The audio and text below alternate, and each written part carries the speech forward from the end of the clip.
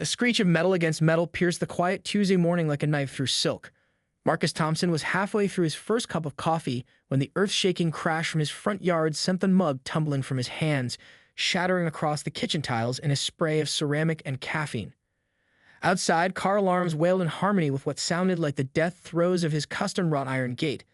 The same gate he'd spent 3 months designing and $8,000 installing just 6 months ago. The same gate that bore the elegant Thompson Estate nameplate his late wife had commissioned before her passing. Marcus's heart hammered against his ribs as he rushed to the front window, his bare feet crunching over broken ceramic.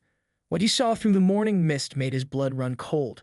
A massive black SUV, some oversized luxury monstrosity, sat embedded in the twisted remains of his gate like a chrome-plated battering ram. Steam hissed from its crumpled hood and the driver's side airbag had deployed, obscuring whoever was behind the wheel. For a moment, genuine concern overrode his shock. Someone could be seriously hurt. Marcus grabbed his phone and rushed outside, his slippers slapping against the wet pavement as he approached the wreckage. The smell of antifreeze and burning rubber hung thick in the morning air. "Hey, are you okay in there?" he called out, reaching for the driver's door handle. The door swung open with surprising force, nearly knocking him backward. Out stepped a woman who looked like she'd stepped off the cover of a luxury lifestyle magazine, even after what should have been a traumatic accident. Her perfectly coiffed blonde hair remained mostly intact despite the airbag deployment, and her designer workout outfit didn't have so much as a wrinkle. Most telling of all, she clutched a bedazzled phone in one manicure hand, apparently mid-conversation.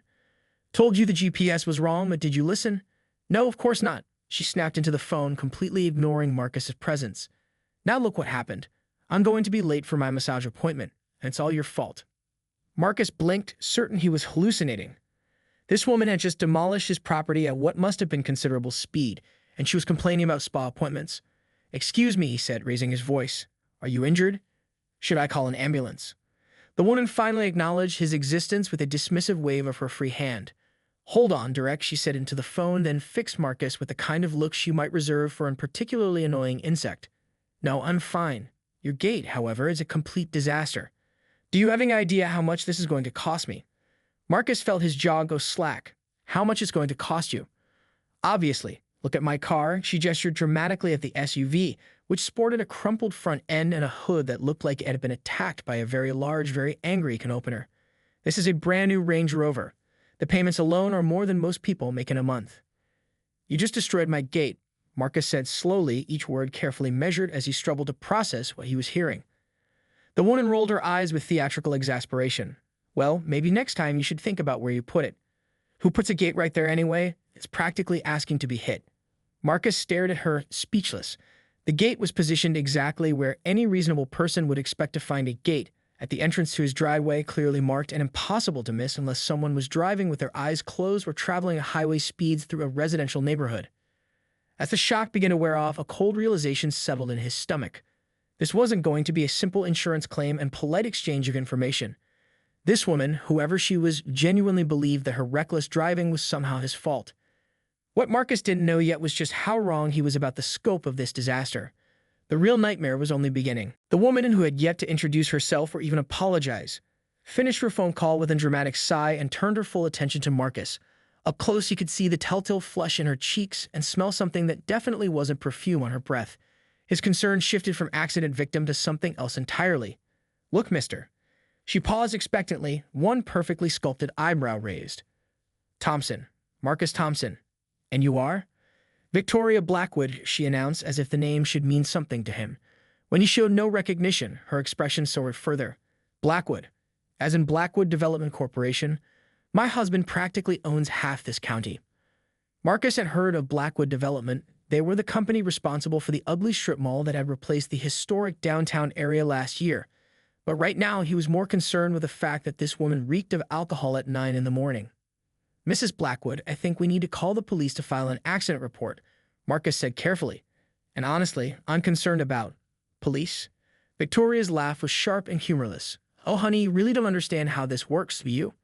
She pulled out her phone again, speed dialing the practice ease.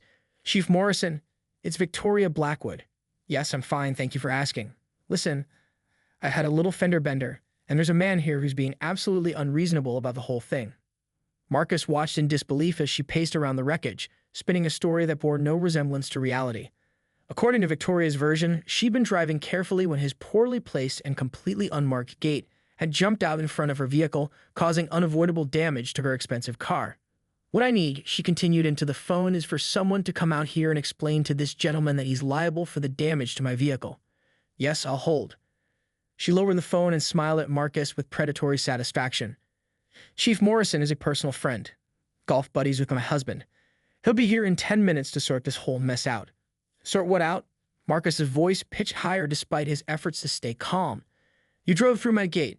There are probably skid marks on the street showing exactly how fast you were going. Victoria's smile faltered for just a moment before returning full force. Skid marks? I don't see any skid marks. Do you see any skid marks? She looked around theatrically. Besides, even if there were, that would just prove I tried to stop when I saw your dangerous gate obstruction. Marcus felt like he was trapped in some alternate universe where physics and logic no longer applied. Dangerous gate obstruction? It's been there for 6 months. It's clearly visible, properly marked, and right where any sane person would expect a gate to be. Any sane person would also expect proper warning signs. Victoria shot back. Reflectors, maybe some safety cones. This is a lawsuit waiting to happen, and honestly, you're lucky I'm not more injured than I am. She rubbed her neck dramatically. Actually, now that I think about it, I am feeling some pain. Whiplash, probably. My chiropractor charges $300 per session. The audacity was breathtaking. Marcus pulled out his own phone, finger hovering over the camera app. I'm going to document this scene before anything gets moved. I wouldn't do that if I were you, Victoria said, her voice dropping to a dangerous purr. See, the thing is, Mr. Thompson, I know people. Important people. The kind of people who decide whether your little suburban street gets rezoned for commercial development. The kind of people who determine property tax assessments. The kind of people who approve or deny permits for home renovations. She stepped closer, and Marcus caught the full force of what was definitely gin on her breath. So here's what's going to happen. You're going to accept responsibility for this accident. You're going to contact your insurance company and file a claim to cover the damage to my vehicle. And you're going to do it with a smile and an apology, because the alternative is going to be very, very expensive for you. Marcus's hand tightened around his phone. 20 years as a high school principal had taught him to recognize bullies, and Victoria Blackwood was a textbook case. The only difference was that most of his students hadn't had the resources to back up their threats. And if I don't? He asked quietly. Victoria's smile turned genuinely malicious. Well, let's just say that code enforcement gets. The police cruiser pulled up with deliberate slowness and outstepped a heavyset man in his 50s whose uniform strained against what was clearly a lifestyle of too many donuts and desk duty. Chief Morrison's face lit up when he spotted Victoria, and Marcus's heart sank as he watched the two exchange air kisses like old friends in a country club mixer. Victoria, sweetheart, you hurt. Morrison's voice dripped with concern that he hadn't bothered to extend to Marcus. Derek called me as soon as he heard. He's flying back from Chicago tonight. I'm managing, Chief Morrison, but this has been such an ordeal, Victoria replied, pressing the back of her hand to her forehead in a gesture that belonged in a 1940s melodrama. This gentleman's gate came out of nowhere. I'm just grateful to be alive. Marcus bit his tongue so hard he tasted blood. Morrison hadn't even glanced at the accident scene, hadn't asked for Marcus's side of the story, and was already treating this like a social call rather than an investigation. Now, Mr. Morrison finally acknowledged Marcus's existence. Thompson, and before we go any further, I think you should know that Mrs. Blackwood has been drinking. The temperature seemed to drop 10 degrees. Victoria's face flushed an even deeper shade of red, while Morrison's expression turned thunderous. That's a very serious accusation, Mr. Thompson, Morrison said slowly. I hope you have some evidence to back that up. Talk to her, Marcus said simply. Smell her breath. Look at her eyes. She's been drinking, and she drove her car through my gate at what had to be considerable speed. Victoria stepped forward, swaying slightly. How dare you? I haven't had a drop to drink. I'm on medication for my anxiety. Prescribed medication. And if you're implying that I was impaired, then you're looking at a slander lawsuit on top of everything else. But Marcus had spent enough time around teenagers to recognize the signs, and he could see that Morrison was beginning to notice them too. The police chief's professional instincts were finally kicking in despite his obvious friendship with the Blackwoods. Victoria, Morrison said carefully, maybe we should do this by the book. Standard procedure for any accident involving property damage. Of course, Victoria said quickly. I want everything documented properly, especially the fact that Mr. Thompson's gate was clearly a road hazard. Morrison walked over to examine the wreckage, and Marcus followed. Up close, the evidence was damning. The gate hadn't just been hit, it had been obliterated. Metal posts were bent at impossible angles, and the SUV had traveled at least 15 feet past the point of impact before coming to rest against Marcus' oak tree. "Mrs. Blackwood," Morrison called out, "what speed were you traveling when the accident occurred?" "I was going very slowly," Victoria replied instantly. "Maybe 15 miles per hour, 20 at most. I was being extremely careful because this is such a dangerous area."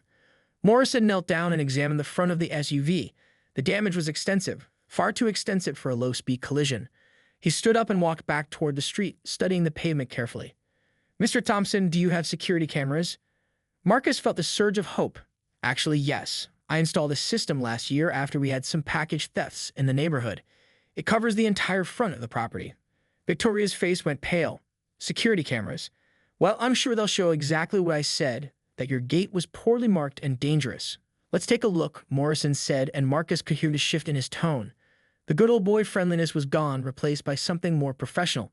20 minutes later, the three of them stood in Marcus's living room, watching the security footage on his laptop. The timestamp showed 8:47 a.m., and the video was crystal clear.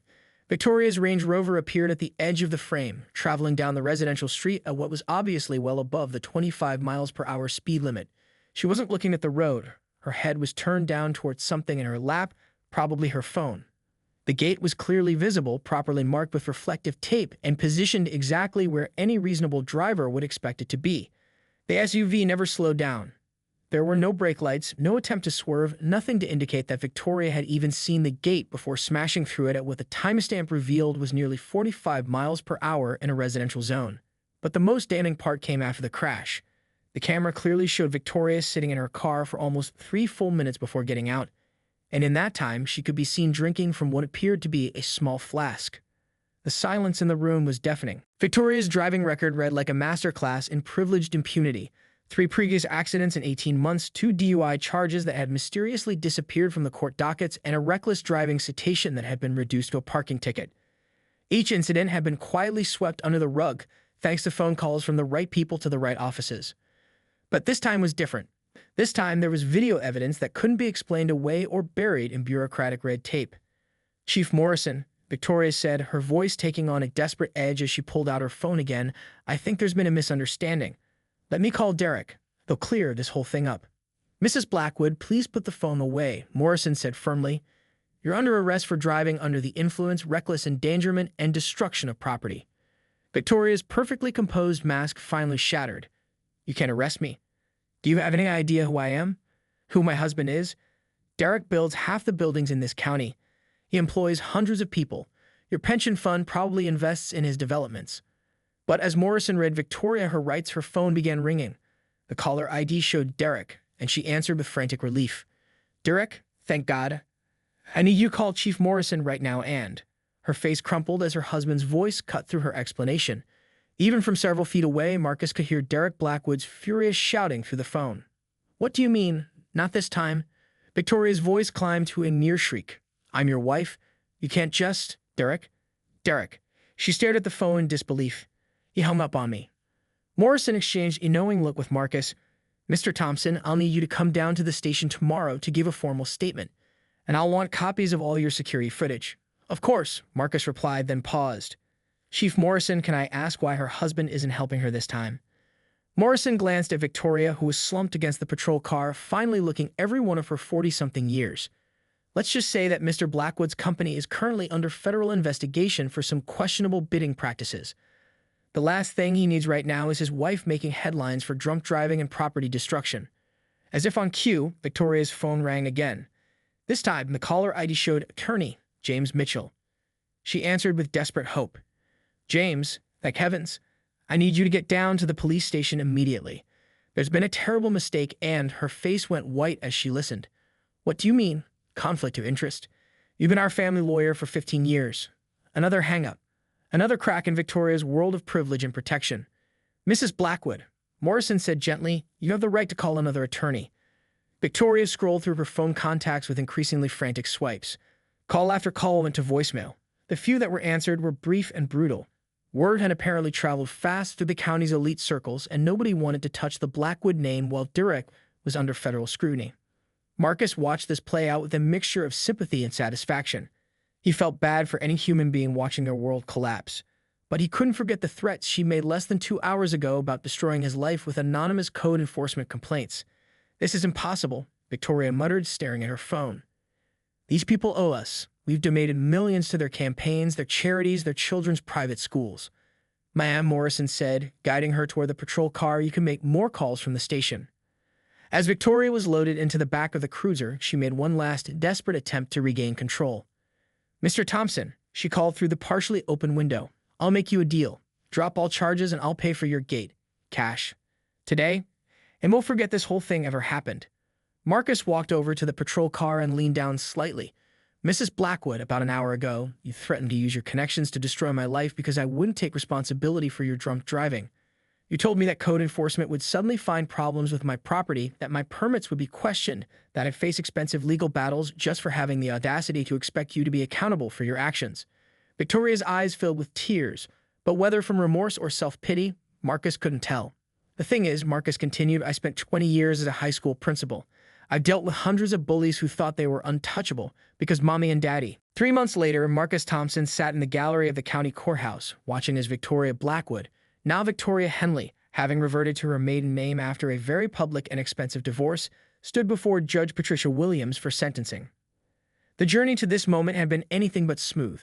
True to form, Victoria had hired the most expensive legal team money could buy, flying in attorneys from the state capitol who specialized in making DUI charges disappear. They'd filed motion after motion, challenging everything from the validity of the security footage to the qualifications of the officers who'd administered the sobriety test. But Marcus had learned something important during those 3 months. When the evidence is overwhelming and the media is watching, even the best lawyers can't work miracles. The story had broken 2 days after Victoria's arrest, when a local reporter named Sarah Chen, Mrs. Chen's daughter, as it turned out, published an expose titled "The Blackwood Pattern: How Money and Influence Shield Drunk Drivers." The article detailed not just Victoria's latest incident, but her entire history of covered-up accidents, disappeared charges, and the network of officials who'd made it all possible. The fallout had been swift and brutal. The FBI investigation into Derek Blackwood's business practices suddenly expanded to include questions about his wife's legal troubles and the favors that had made them vanish. Chief Morrison found himself under internal review, though he ultimately kept his job after cooperating fully with investigators. 3 county officials quietly resigned rather than face questions about their relationships with the Blackwood family. Victoria's legal team had tried everything. They'd argued that she suffered from a rare medical condition that mimicked intoxication.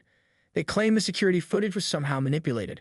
They'd even attempted to paint Marcus as an opportunist who'd positioned his gate specifically to cause accidents for lawsuit purposes, a strategy that backfired spectacularly when prosecutors introduced evidence of Victoria's previous incidents. But perhaps the most damaging evidence had come from an unexpected source: Victoria herself. Her entitled behavior hadn't stopped with her arrest. She'd been caught on jail security cameras screaming at guards about the unacceptable conditions, demanding special treatment, and threatening lawsuits against everyone from the booking clerk to the county sheriff. The prosecution had played these recordings during trial, and the jury's faces had said everything about how they felt watching a drunk driver complain about being held accountable. "Mrs. Henley," Judge Williams said, her voice carrying the weight of 20 years on the bench, "you've been found guilty of driving under the influence, reckless endangerment, destruction of property, and leaving the scene of an accident. More troubling to this court is the pattern of behavior that emerges when we examine your history." Victoria stood rigidly beside her lawyer, her designer courtroom outfit a far cry from the exercise clothes she'd been wearing that Tuesday morning. The confident socialite who threatened to destroy Marcus's life had been replaced by a woman who looked like she hadn't slept properly in months. The evidence shows that this wasn't an isolated incident of poor judgment, but rather the latest in a series of increasingly dangerous behaviors that have been enabled by wealth and influence, Judge Williams continued. "This court finds that previous interventions, or rather the lack thereof, have clearly failed to modify your behavior." Marcus held his breath. Despite everything, despite the evidence and the media attention and the public outcry, part of him still worried that somehow, someway, Victoria would walk away with another slap on the wrist. "Therefore, I sentence you to 18 months in county jail with the possibility of parole after 12 months contingent upon successful completion of a residential substance abuse program. Your driver's license is suspended for 5 years. You are ordered to pay restitution to Mr. Thompson in the amount of $47,000 to cover property damage, legal fees, and pain and suffering." The number hit Marcus like a physical blow. $47,000. It was more than he'd ever imagined, covering not just the gate, but the damaged tree, the landscaping, his time off work, and everything else Victoria's reckless decision had cost him. But Judge Williams wasn't finished. Additionally, Mrs. Henley was sentenced to 500 hours of community service to be performed at the county's Victim Services Center, where you will assist other victims of drunk driving accidents.